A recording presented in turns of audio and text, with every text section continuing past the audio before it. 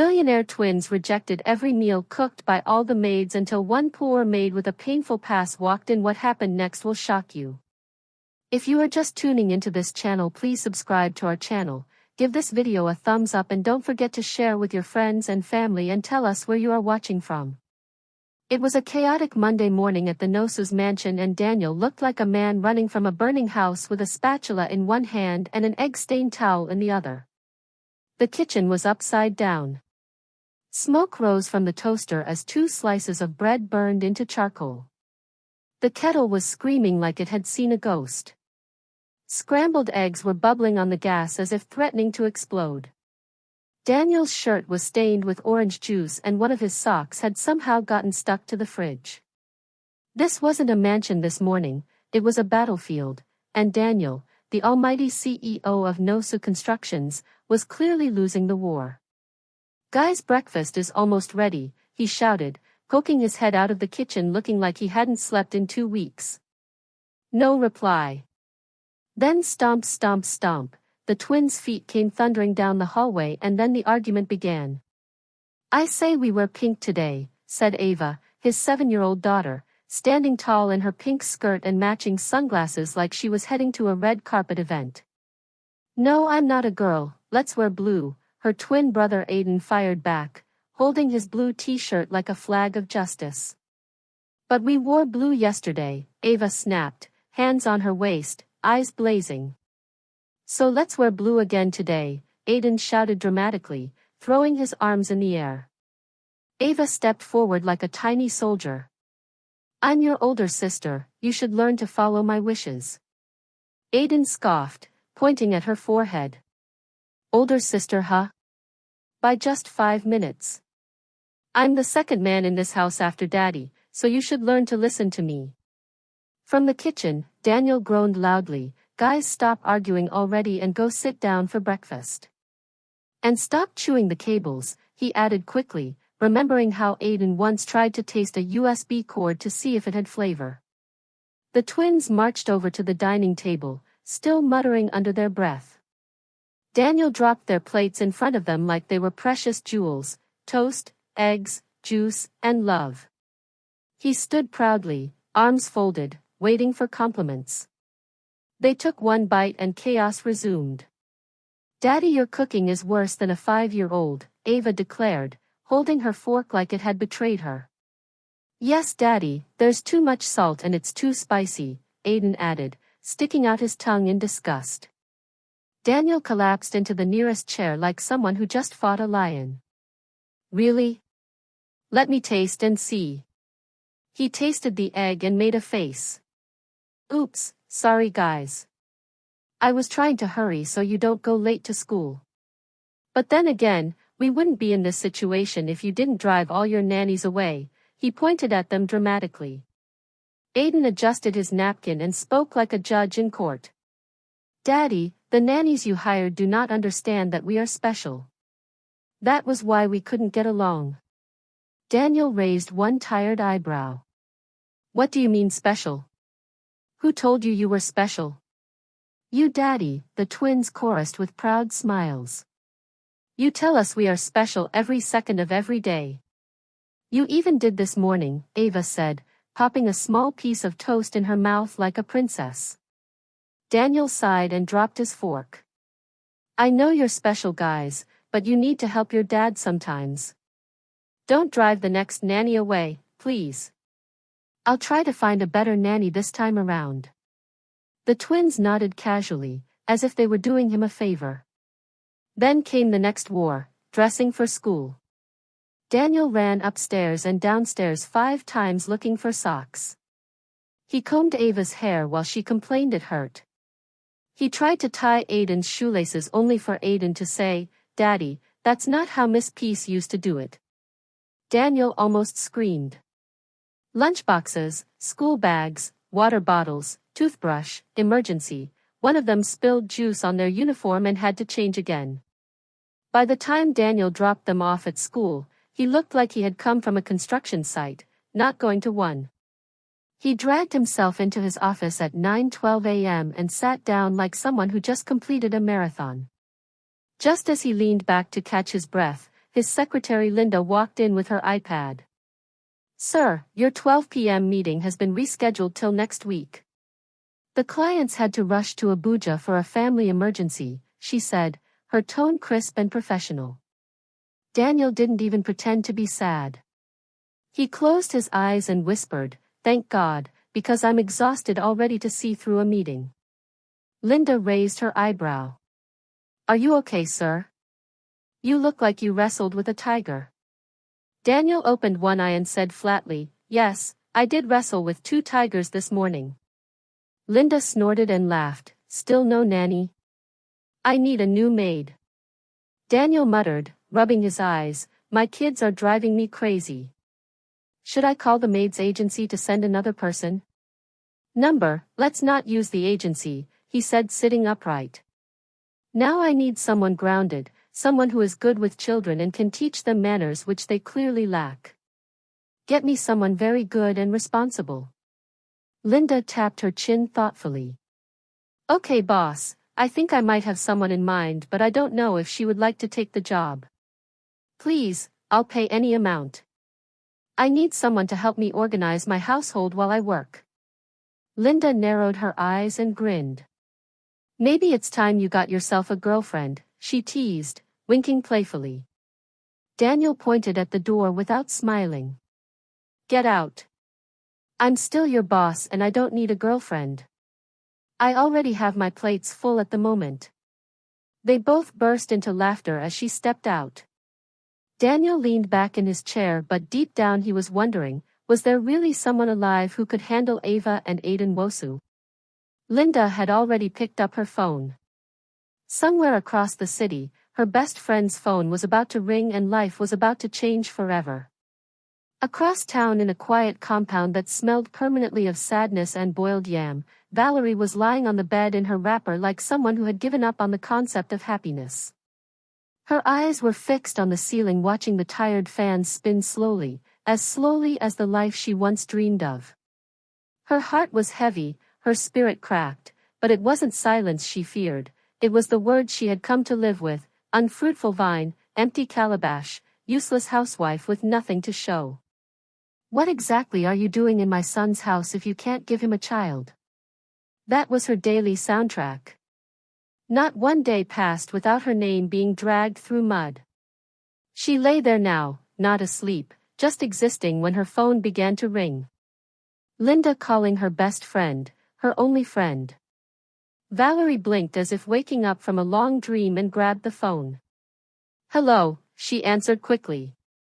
"Babe, are you still looking for a job? My boss is looking for a nanny to take care of his children and his household.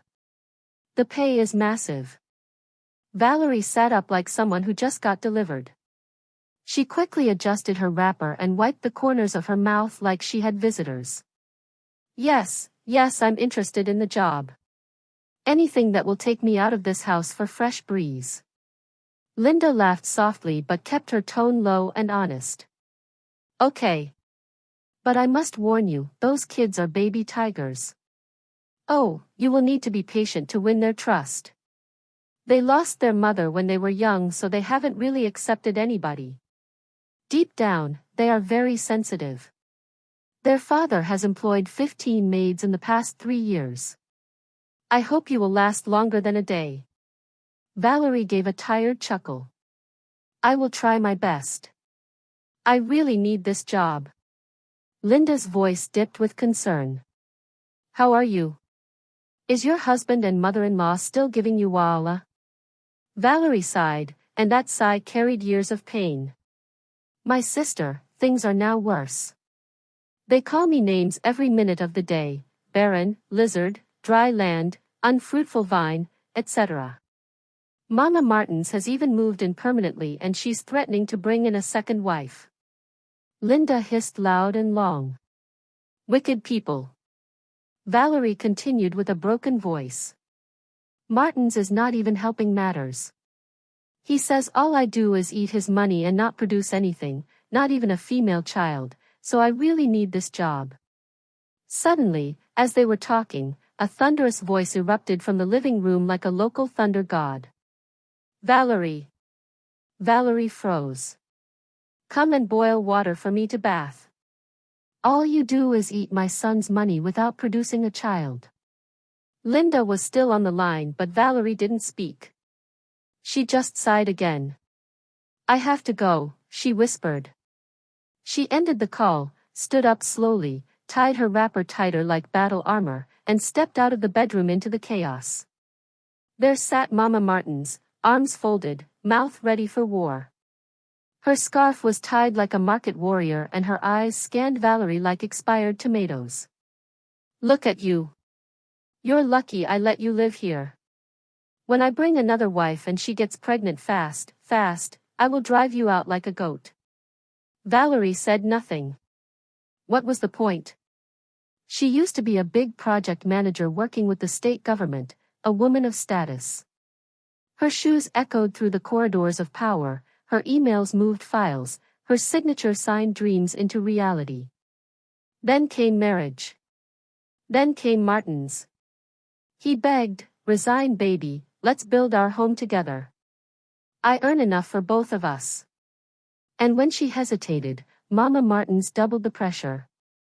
All these big woman jobs are the reason your womb is not settled. Leave office if you want to carry baby. Valerie eventually obeyed because love, they said, requires sacrifice. She resigned. She stepped out of her destiny and into a disaster.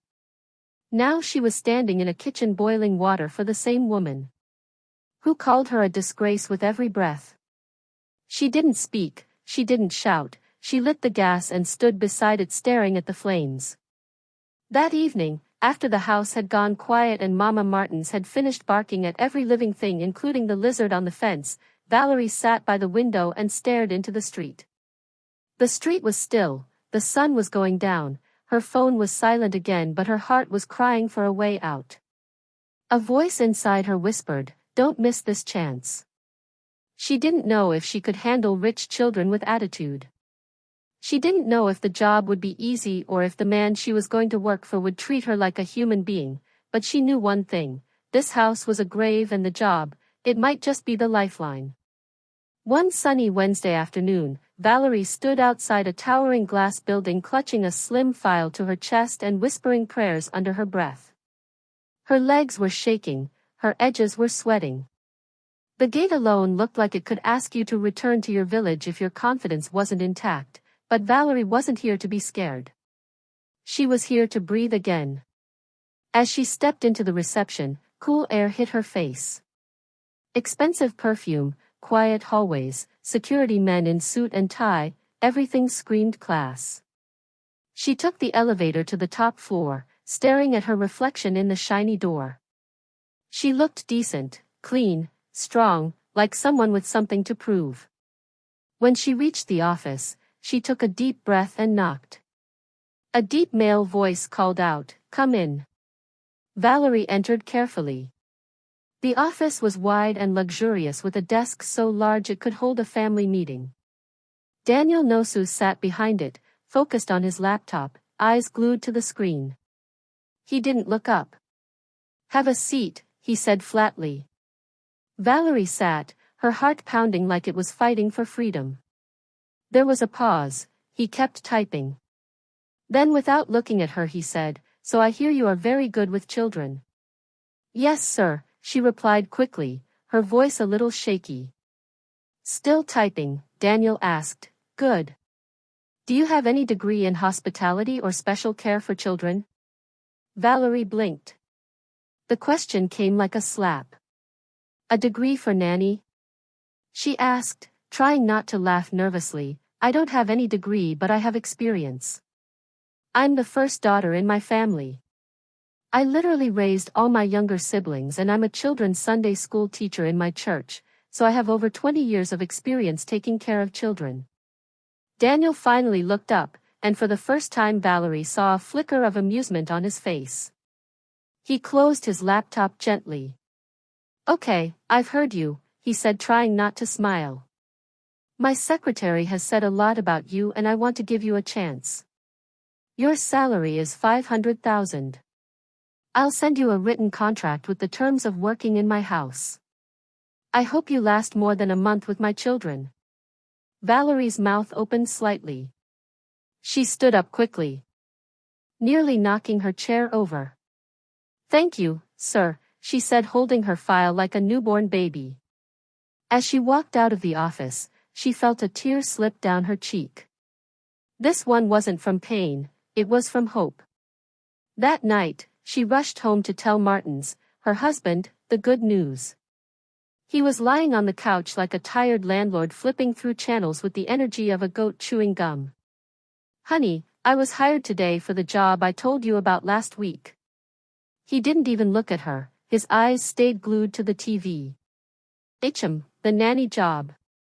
"Good for you," he muttered, popping peanuts into his mouth, then without blinking he added, "so you can take care of other people's children but you can't produce your own." What an irony. Valerie stood there frozen. That sentence hit her so hard it echoed inside her chest, but she didn't cry. She didn't argue. She turned around, walked to the bedroom and closed the door. That night, she didn't sleep. She ironed her clothes 3 times. She arranged her handbag like it was a first aid box. She packed a small scarf in case the twins tried to strangle her, because deep down she knew this wasn't just a job. This was her last shot at sanity. The next week, she resumed work at the Nwosu mansion, but she didn't walk in like a housemaid. She walked in like a general in disguise. She had on her most flexible shoes, her scarf pinned tightly, and her spirit prayed up. She stepped into the living room and saw them, the twins, Ava and Aiden, seated like royalty, their eyes glued to iPads, their small faces already showing signs of war. She smiled brightly, "Hi." They didn't blink. She tried small talk. Nothing. Not even a, "Who are you?" When breakfast came, she nearly lost her mind. She begged, she bribed, she negotiated like she was dealing with politicians. They still misbehaved. One poured milk on the floor to feed her imaginary dog, the other hid one shoe in the fridge. Valerie was spinning. Meanwhile, upstairs behind the staircase, Daniel was watching silently. He stood with a cup of tea, shaking his head in quiet pity. "Will this one last 1 week?" he whispered to himself and walked away. By nightfall, Valerie had a headache that felt spiritual. Day 2 wasn't much better, but by day 3 she had studied them well, and on day 4 she struck before they got home from school. Valerie gathered all their toys, game consoles, tablets, iPads, everything, and hid them inside a blanket zipped up and shoved under their bed. When the twins came home, they went upstairs and screamed in panic. "My stuffed bunny is missing," Ava cried. "My race car is gone," Aiden shouted. They came running to the living room in full panic. Valerie was seated sipping juice and watching TV like someone who knew nothing. "Miss, we can't find our toys. I think someone has stolen all our toys. I can't find my stuffed bunny," Ava whimpered, holding her chest like a widow. Valerie widened her eyes. "Really? You can't find your toys? Where did you leave them?" "In our room," they replied. She nodded calmly. Could it be that someone snuck in while I was asleep on the couch and stole them?"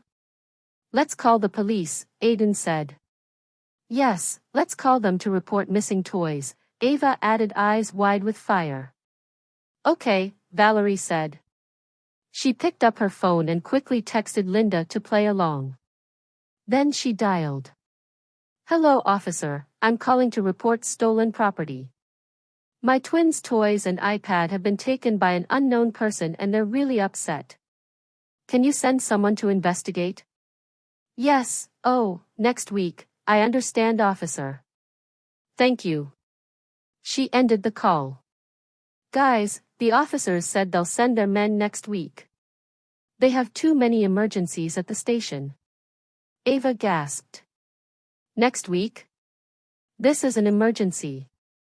I can't sleep without my bunny," she added dramatically. Valerie folded her arms. "Okay, let's do this. Let's search the house. Maybe the thief hid them somewhere. The twins nodded and ran ahead. Wait, Valerie said, stopping them. I have something to say before I help you look for your toys. You've treated me very poorly since I resumed. I'm trying to help, but you're not letting me. Your dad is really worried about you. He loves you deeply. That's why he hired me. The twins looked at her, suddenly quiet. If I must help you find your toys, you must promise to cooperate from now on. No more misbehaving, no more littering the house, no more skipping meals, and no more cartoons at unauthorized hours. Do we have a deal? Aiden looked at Ava. Ava nodded. Okay, fine. We'll listen to you from now on, he said. Deal, Ava added with a sigh. Valerie smiled. Good. Let's go. They searched the whole mansion for 2 hours, under chairs, inside wardrobes, behind curtains, even the kitchen freezer. Finally, Valerie pointed under the bed. I found your toys. They rushed over and there it was, the iPads, toys, everything. My bunny. Ava screamed. My iPad. Aiden shouted. I think it was here all along, Valerie said with a proud smile. Really? But we searched everywhere, they said, confused. Well, maybe you didn't look well enough, she replied. Ava folded her arms. I'm sure it was the thief's handwork. Valerie laughed. Mission accomplished. From that day, everything changed. They listened, ate their meals, told her secrets. You're the best cook in the whole world, they said one afternoon, licking fried rice off their spoons. One evening, as Valerie was braiding Ava's hair, the little girl tilted her head and asked, Are you married, miss? Yes, Valerie replied softly. Do you have a baby? No. Why? Because God is yet to bless me with one. Ava looked confused. Really? Is it God that gives babies? I thought they were made in the hospital. Valerie laughed a deep, tired, joyful laugh. What hospital? Where did you hear that? Our other nanny said babies are picked up from hospitals. Valerie looked at her and shook her head. If only it were that simple. A few months after Valerie started working at the Nwosu mansion, peace began to return to her life like slow rain after a long drought. The twins were no longer little hurricanes tearing through the house. They listened, cleaned up after themselves, and even argued over who loved her more. Daniel looked like a man who finally remembered what sleep felt like. And Valerie? She had found rhythm, purpose, and routine in a strange house that now felt more like home than the one she had sacrificed everything to build. But peace in one place didn't mean peace everywhere, because at her real house, fire, wild, uncontrollable village fire. It started one Thursday evening. Valerie returned from work exhausted but satisfied. She had just taught Ava how to make puff puff with her own little hands, and Aiden had hugged her in front of Daniel without shame. Her heart was full until she stepped into her living room and found a woman in full red lace sitting on her couch. The woman didn't flinch, didn't even smile. She flipped through a magazine like she owned the house. Valerie stood in shock before she could speak.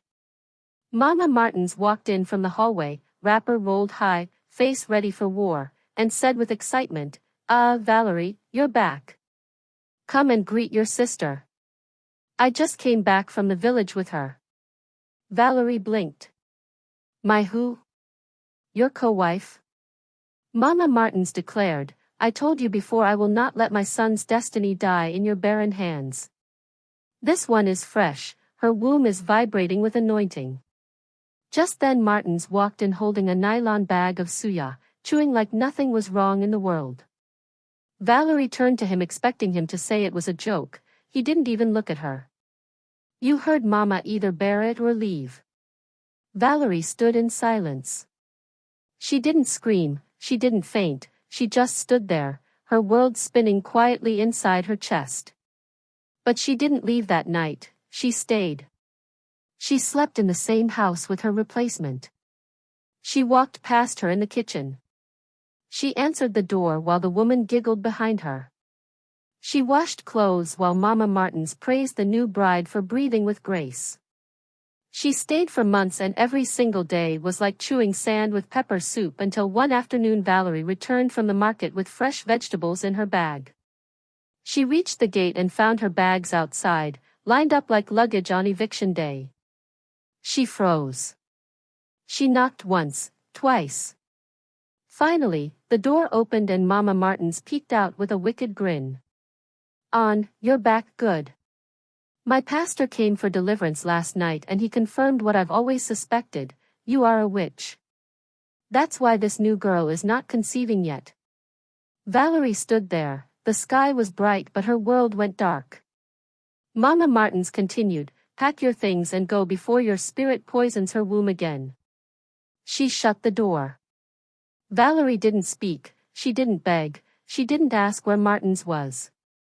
She just stared at the locked door for 10 full minutes, then slowly bent down, picked up her bags, and walked away.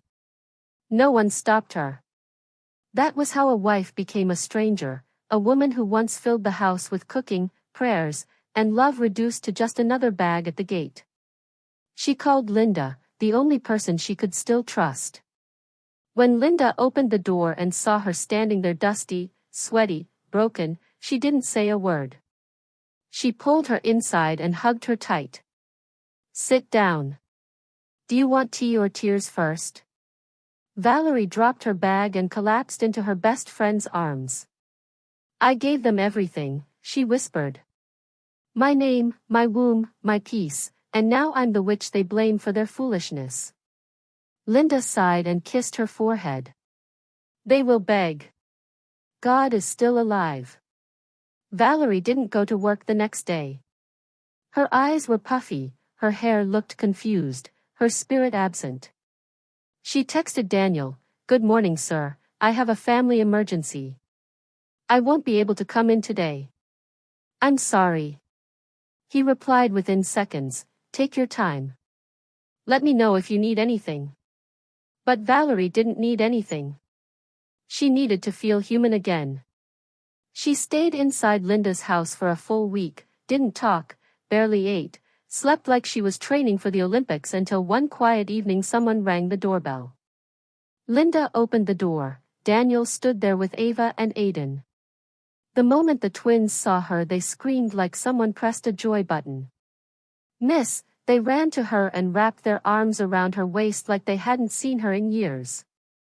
"You look like a zombie, miss. Are you sick? Are you hurt? We miss you."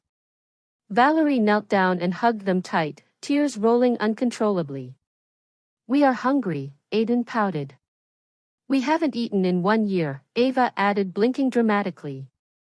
"The food doesn't taste like yours," Aiden sniffled. "You're the best cook in the world," Ava said proudly. She leaned close and whispered, "Come home soon. I will drive away the boogeyman from your dream, okay?" Valerie let out a shaky laugh and nodded.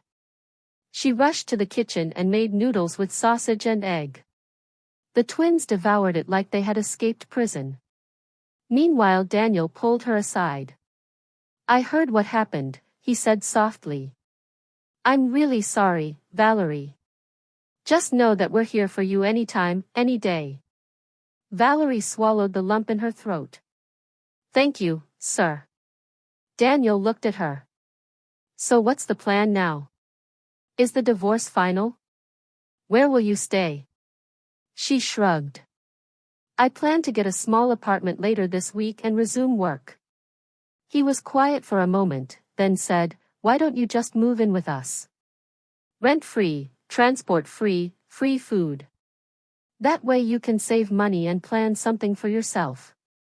I'm sure you don't want to remain my children's nanny forever." Valerie shook her head immediately. "I don't think that's a good idea, sir. I mean, what will people say? And my reputation as a witch and a barren lizard will not be good for you if I move in." Daniel chuckled. "That's nonsense. Are they the ones carrying your pain with you? You deserve peace, Valerie. You've earned it. But no pressure, think about it. Just then the twins yelled from the living room, "We want to sleep here tonight." "No," Daniel called out, "school tomorrow. Let's go." As they left, Ava looked back and blew Valerie a kiss. Valerie stood by the window blinking fast, heart beating differently. That night she sat in Linda's room staring at the ceiling, and by 11:32 p.m. she picked up her phone and typed, "I'll move in tomorrow." She hit send, ready to forge ahead. This is not the end. What is the fate of Valerie? What happens to Martins and his new bride? Will Valerie survive in the Nwosu's mansion? Stay tuned for more drama in the Nwosu mansion in the next episode, and until I bring the next episode your way, bye for.